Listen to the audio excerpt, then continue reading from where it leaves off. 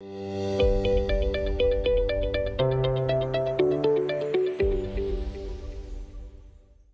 déroulé de cet après-midi, une petite introduction PowerPoint autour de la cybersécurité industrielle principalement, suivi d'un retour d'expérience et d'un retour d'avis d'expérience de Christian Fauvel qui est SSI chez Exxon, référent cybersécurité chez Exxon, ici, présent, et on peut l'applaudir parce qu'il est venu. Et puis ensuite, point important, une présentation en fin de compte de la politique en matière de cybersécurité ici sur cette terre normande, de Normandie, pardon.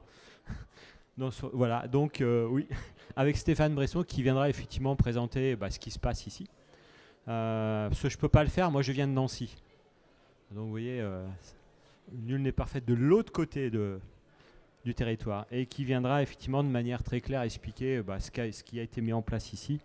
Justement pour pouvoir accompagner les entreprises à prendre en compte dans leur développement et dans leur fonctionnement effectivement le risque cyber. Et puis on terminera par Orange Cyberdéfense. Donc, quelque part, on a le end-user, puis on a aussi le provider de solutions avec Orange Cyberdéfense, qui viendra aussi présenter en fin de compte les différentes solutions, leurs solutions existantes en matière de cybersécurité. Et on aura fait le tour, quelque part, de ce sujet, même si c'est un sujet qui est un puissant fond, quelque part, parce qu'en permanence, la cyber est présent partout et nous occupe au quotidien. Donc vous avez bien compris que je suis Jean-Christophe Marpeau. J'ai en charge le programme Captronic, pas ici, dans le Grand Est et en Bourgogne-Franche-Comté. Et je suis le référent cyber sur l'ensemble du territoire, en matière référent cyber pour tout ce qui touche la mise en conformité et l'intégration d'exigences cyber sur les produits, sur les procédés industriels, principalement. J'ai la chance aussi d'appartenir, ou en tout cas d'être membre senior de l'ISA, donc, qui est la structure des automaticiens et je travaille sur le référentiel 62443, donc le référentiel cyber. Et puis j'ai eu la chance aussi de travailler sur une autre norme qu'on appelle la 303 et 145 qui est beaucoup plus spécifique aux produits IoT. Et j'en parlerai à la fin parce que je ne voulais pas commencer par là parce que ça peut faire peur, mais je vous expliquerai effectivement toute l'importance des prochaines évolutions réglementaires en matière de cybersécurité, notamment avec le couperet, le marquage CE. Prêt ? Vous êtes tous prêts? On y va? Alors, cette présentation, en général, je la fais, j'ai des questions, vous avez un petit téléphone, il y a un QR code et chacun répond, mais bon, je me suis dit, on va quand même aller à l'essentiel. Et pour ça, on va pas jouer là-dessus. Mais quand même, la question est importante, si j'arrive à le faire. Hop, hop.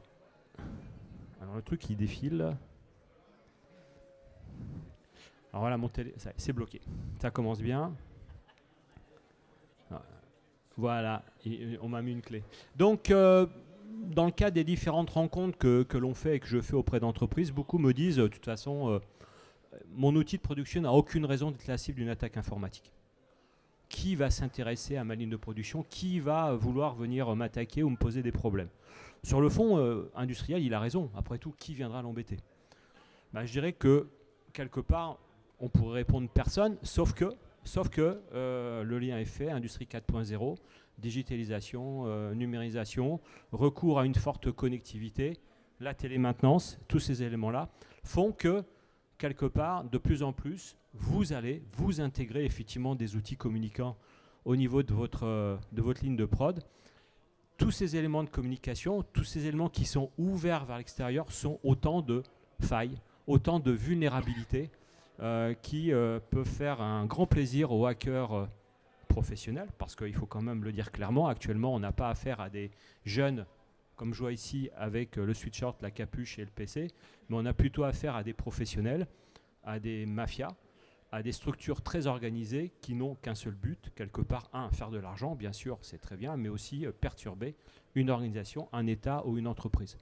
Et donc, quelque part, on sait tous, ils savent tous que la partie IT, la partie informatique, infrastructure est maintenant relativement bien protégée. Quelqu'un qui s'en occupe, SSI, je dirais qu'il y a énormément d'outils actuellement qui permettent de protéger les infrastructures informatiques, malheureusement, la montée en puissance du 4.0, du 5.0 prochainement et de l'IoT et autres font qu'on observe effectivement un détournement, ou en tout cas un changement de programme, un changement, une autre logique, une autre ligne éditoriale, c'est-à-dire que les hackers maintenant vont s'attaquer à l'outil industriel de plus en plus parce que c'est celui qui est le moins protégé dans l'entreprise.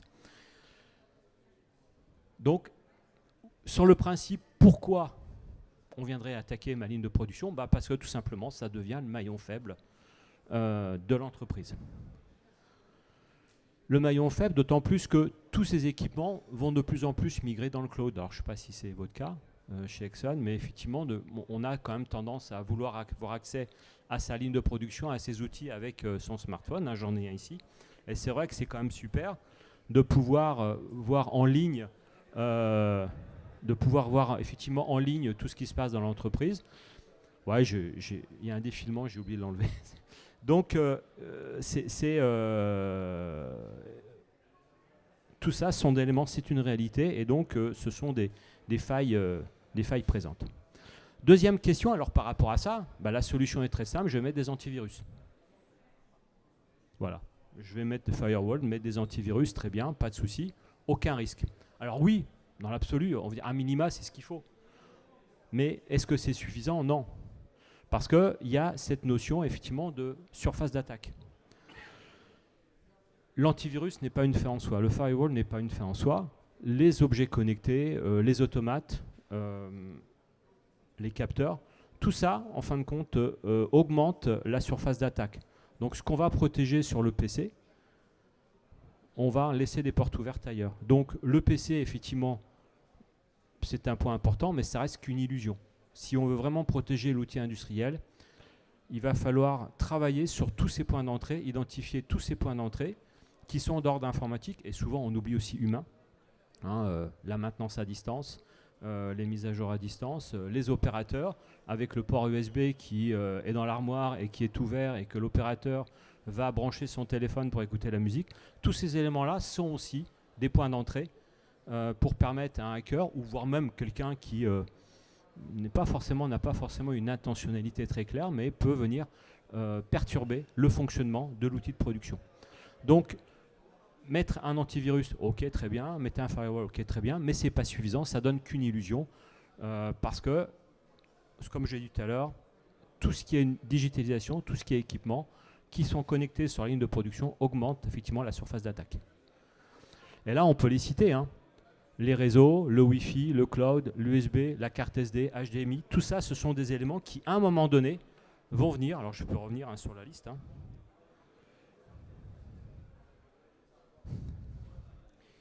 À un certain âge, il faut des lunettes. Mais je ne vois plus.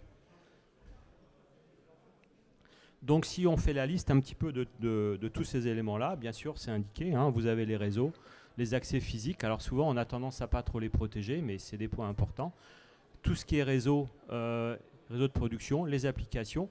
Et on n'en parle pas beaucoup, mais l'ingénierie sociale, la gestion des mails, c'est aussi des éléments importants qu'il faut protéger. Et en dernier point, j'en parlerai tout à la fin, c'est tout ce qui est fournisseur. C'est-à-dire qu'on est dans un modèle où on va de plus en plus décentraliser effectivement toute notre production. On va faire appel à des sous-traitants, des fournisseurs et des équipementiers. Eh bien, il va falloir avoir le même niveau d'exigence qu'on peut avoir sur sa ligne de production. Eux-mêmes doivent obéir à des règles de cybersécurité. Sinon, quelque part, à travers ce fournisseur, à travers ce sous-traitant, vous augmentez effectivement cette surface d'attaque. Et si on ne le fait pas, voilà ce qui se passe. Crack, boom, hum. C'est-à-dire qu'à un moment donné, il va y avoir un virus, un firewall, il va y avoir quelque chose, un équipement, un virus, un ransomware ou n'importe quoi qui va quelque part à un moment donné bloquer l'outil de production, et là souvent c'est la catastrophe. Vous voyez, même un envoi d'email est dangereux, même pour une ligne de production. Donc comme quoi, en plus je parle effectivement d'usurpation d'identité, enfin tout ça sont des points importants. Quelle est la différence? Alors classiquement, on revient, quelle est la différence entre ces deux mondes? On parle souvent de monde de l'IT ou de l'OT. Je vous laisserai lire. Ce qui est important, ce qu'il faut retenir quand on fait la différence entre les deux, le point crucial, c'est qu'un système informatique, on peut faire des mises à jour. Faites une mise à jour sur une ligne de production, c'est un peu plus compliqué. Ça se résume à ça. Faire une mise à jour d'une ligne de production où il y a des PC, où il y a des automates, les responsables de maintenance, grosso modo, ils s'arrachent les cheveux. C'est pour ça qu'on a d'un côté une infrastructure IT qui est relativement bien sécure, et d'un autre côté, on a la partie OT, parce que c'est compliqué d'arrêter une ligne, parce que c'est compliqué de faire des mises à jour, parce qu'on n'a pas affaire à des changements réguliers d'équipements, de PC et autres, parce qu'on a aussi une mixité des équipements, c'est beaucoup, beaucoup plus compliqué de faire des mises à jour. Donc, ça devient effectivement le talon d'Achille, la faiblesse effectivement de l'industriel.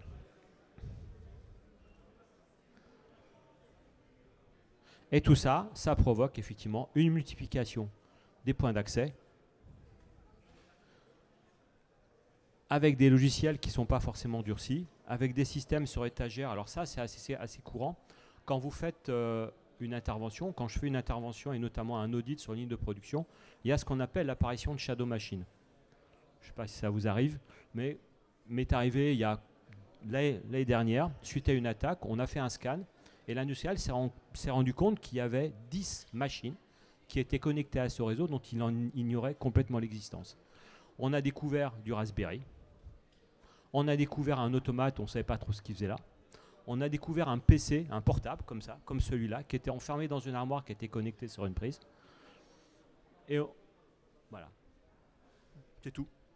Des choses comme ça qui sont branchées. Et en faisant une investigation, eh bien, c'était l'entreprise de maintenance qui l'avait laissé parce qu'elle venait régulièrement vérifier que tout fonctionne bien. Et le gars, ça l'embêtait d'enlever son PC, de le remettre, de l'enlever, de le remettre. Donc il l'avait laissé brancher. Bon, c'est génial. Point important aussi, justement par rapport à ça, c'est la formation, mais j'y reviendrai. C'est souvent une légende qui dit, alors est-ce que c'est une légende ou pas, je ne sais pas, mais beaucoup d'industriels me disent de toute façon, moi, j'ai pas de risque parce que j'utilise des vieux trucs. Je suis sûr de Windows XP ou Vista ou autre. De toute façon, qui viendra embêter? Ça n'intéresse pas. La cyber, c'est du Linux. La cyber, c'est les dernières technologies. De toute façon, les failles, on les connaît. C'est sur de Windows 10, Windows 11 ou autre. Sur des automates récents, qui va venir pirater ma vieille machine? En fin de compte, ça revient à ce que j'ai dit précédemment. Ce sont autant de vecteurs d'attaque. On l'a bien dit, la problématique, c'est les mises à jour. Mises à jour sur des PC, mises à jour sur des équipements, des automates, sur des protocoles, sur des logiciels qui sont complètement obsolètes et autres. Tout ça, en fin de compte, concourt à rendre le système industriel fragile et à ouvrir toutes les failles possibles et imaginables sur les équipements. Il ne faut pas vous faire d'illusions. L'attaquant, lui, ce qu'il va faire, il ne va pas s'attaquer à un système sûr. Il ne va pas s'attaquer à un système qui est protégé assez régulièrement. Il va rechercher la faille physique, la faille logique, la faille logicielle. En plus, ce qui est génial, c'est qu'il sait exactement où se trouvent les failles parce que les fabricants, eux, ils expliquent dans leurs équipements, ils disent voilà, telle version de Windows, telle version de Linux, telle version de ceci, cela, de SCADA et autres.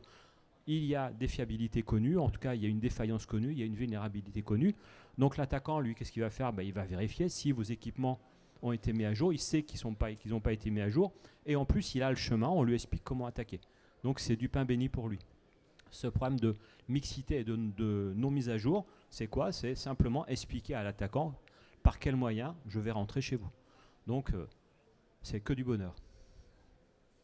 Sujet aussi, on reviendra, on en reparlera après. Mais c'est important. Point crucial, beaucoup d'industriels me disent, de toute façon, moi je risque rien, je fais de la sûreté de fonctionnement. Où j'ai fait appel à un industriel qui a mis en place une démarche de sûreté de fonctionnement pour vérifier, en tout cas pour assurer la sécurité de ma machine spéciale. Et tout ça, ça me protège. Alors je dirais oui et non. Oui, quelque part, la sûreté de fonctionnement est un bon moyen d'assurer un certain niveau de sécurité des équipements industriels, bien sûr, lorsqu'ils sont en état de fonctionnement, mais n'oubliez pas que la cyber, il y a un petit point important, c'est la volonté. C'est-à-dire que l'attaquant, lui, ou le logiciel malveillant, il a cette volonté de nuire. Or, cette volonté d'attaquer, cette volonté de nuire, cette volonté de mettre en place un système, en tout cas de provoquer une défaillance, elle ne se calcule pas quand on fait de la sûreté de fonctionnement. On ne peut pas l'identifier. Ça ne se voit pas. Ça ne rentre pas dans les critères de sûreté de fonctionnement. Cette volonté, effectivement, d'attaquer une installation industrielle, cette volonté de bloquer une installation industrielle. Ça veut dire que faire de la sûreté de fonctionnement, très bien, il faut en faire, mais à un moment donné, il va falloir faire converger ça avec une démarche d'analyse de risque cyber, de manière à étendre quelque part ce travail de sécurisation. On va laisser passer.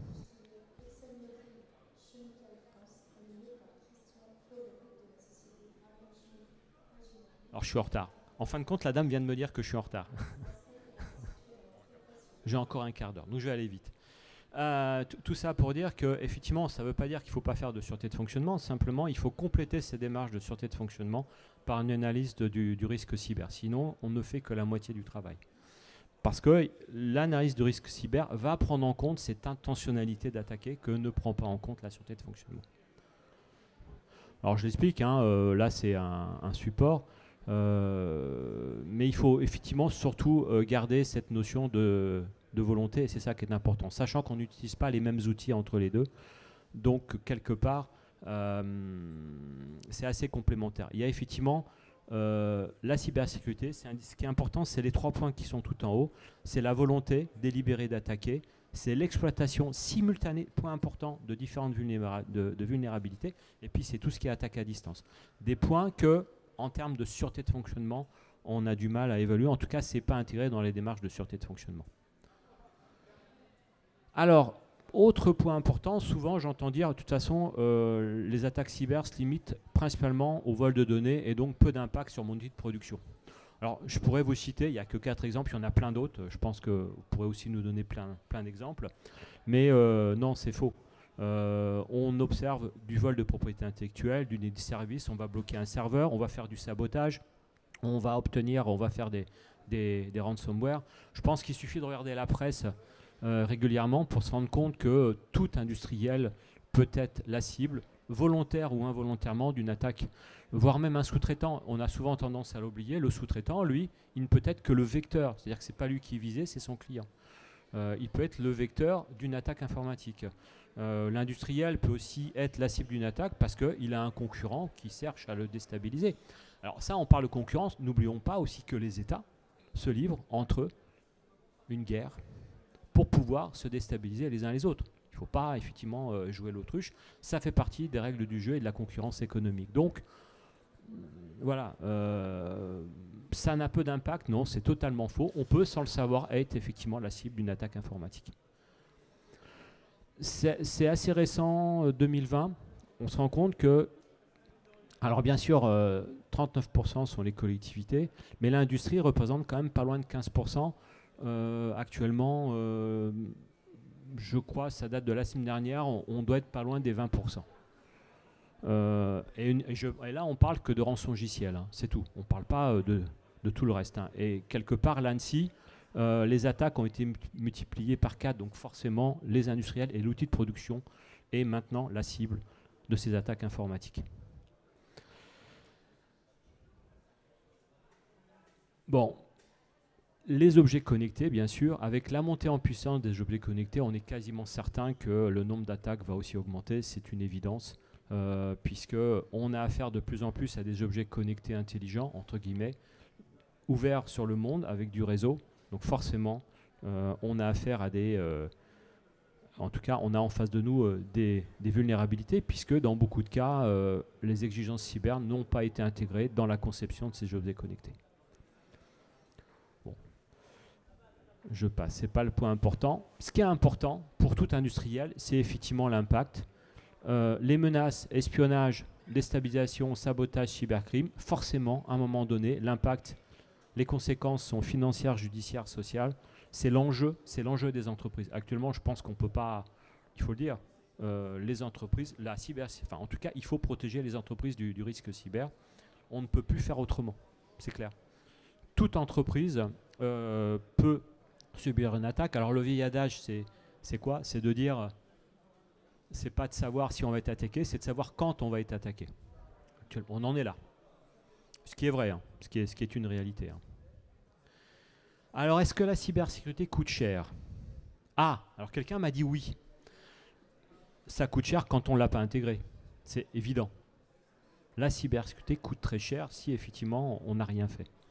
Maintenant, alors, on ne va pas rentrer dans les détails en euros, mais quelque part, quel est le coût d'une restauration? Quels sont les coûts d'une remise en état? Bon, ça c'est une étude qui a été faite en 2021, IBM Sécurité. Bon, je ne vais pas commenter, il suffit de lire, hein, on parle de 10 000 € environ pour une TPE de moins de 10 salariés, entre 30 et 60 € pour une PME, ça peut dépasser 300 000 € en cas d'une infection sévère et plusieurs centaines de millions d'euros pour une grand groupe. C'est effectivement les coûts de la restauration. Alors plus vous perdez de données, plus votre ligne de production est bloquée, plus ça coûte cher. Quand on fait des audits sur nos niveaux industriels, je demande toujours aux entreprises, ok, mais combien coûte à la journée un arrêt de production? Parce que c'est ça c'est difficilement quantifiable. Mais une entreprise qui s'arrête de produire pendant une journée, combien ça coûte? Sachant que le temps de restauration, c'est en fonction du niveau de protection, ça peut aller de quelques semaines à 1 mois, 2 mois, 3 mois, 6 mois, 4 mois. Je vous laisse imaginer le coût réel, en fin de compte, d'un arrêt de production suite à une attaque cyber. D'ailleurs, actuellement, beaucoup d'entreprises se positionnent en dépôt de bilan à cause de ça. Le dernier en date qui a fait presse, c'est Claustra, c'est ça, en Alsace, où ils ont fermé suite à une attaque, ils n'ont pas pu se relever. Un point important, restauration de système, il est évident que ça veut dire que plus on a un SSI bon et prévoyant, avec des sauvegardes, avec toute une politique de sécurité, moins ça coûte cher et plus le risque il est géré et plus le niveau de restauration est facile. Alors petite chose importante, quand on fait des backups, quand on fait de la restauration, il faut éviter que les disques durs soient connectés en permanence sur le réseau. Je dis ça comme ça. Souvent, quand on fait des audits, les gens me disent « Oh, vous inquiétez pas, j'ai un disque dur qui me sauvegarde de toutes mes données. » Et on se rend compte qu'il est connecté en permanence sur le réseau. Donc s'il y a une infection, de toute façon, il sera infecté. Voilà. Et puis aussi, vérifiez auprès de vos sous-traitants, votre partenaire, quand ils ont des backups de sauvegarde, que géographiquement, ils ne soient pas dans la même rack et dans le même bâtiment. Je vous rappelle, au VH à Strasbourg, il y avait une sauvegarde plus une sauvegarde.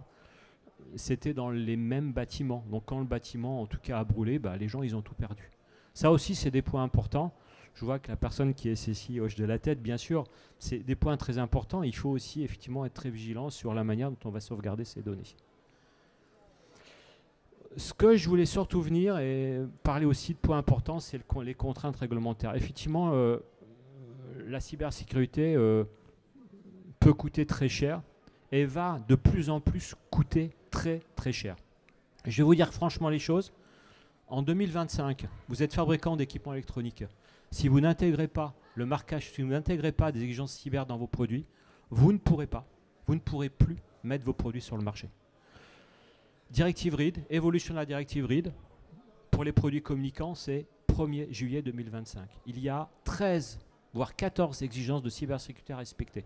Si elles ne sont pas respectées, vous ne pourrez pas avoir le marquage CE et vous ne pourrez pas commercialiser vos produits. Ça concerne tout produit communicant. Ça, c'est la première règle.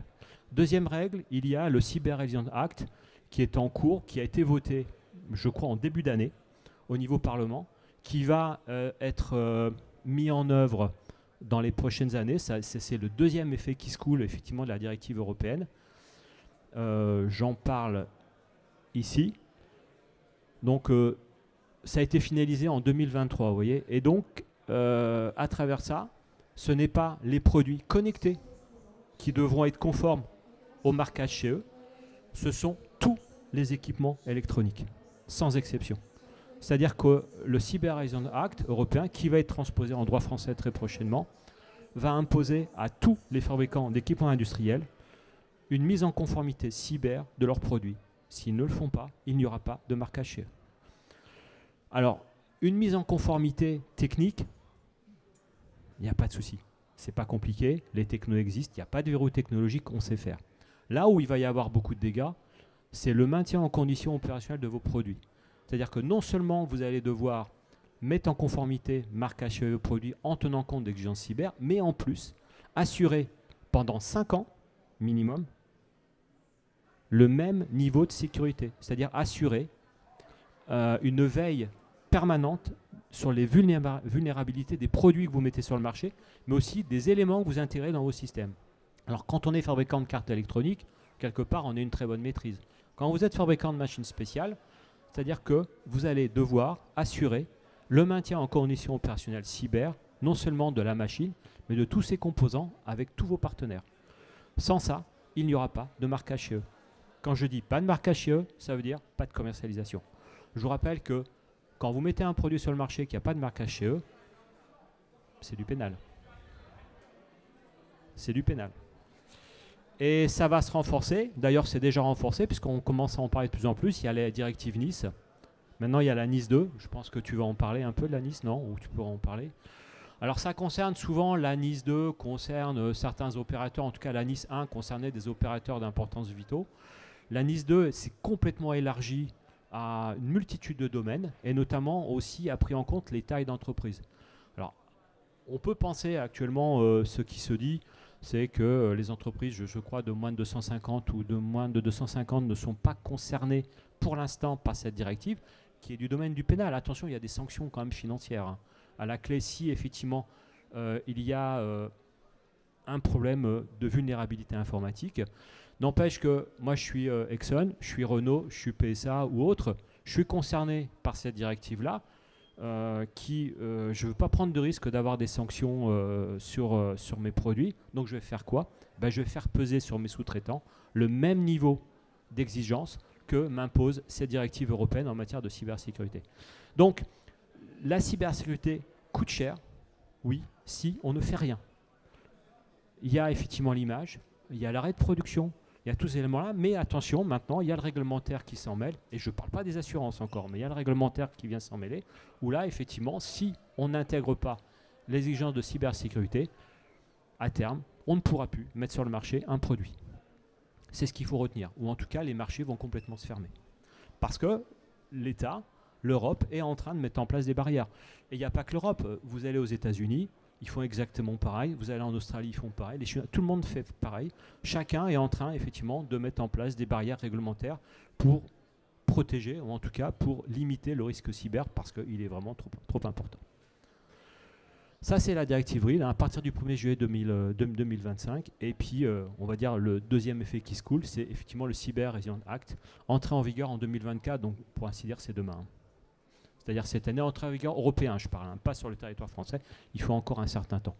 On a de la chance, actuellement, les organismes certificateurs, notamment le TISA et tous les organismes techniques, se sont pas mis d'accord sur les exigences techniques à respecter.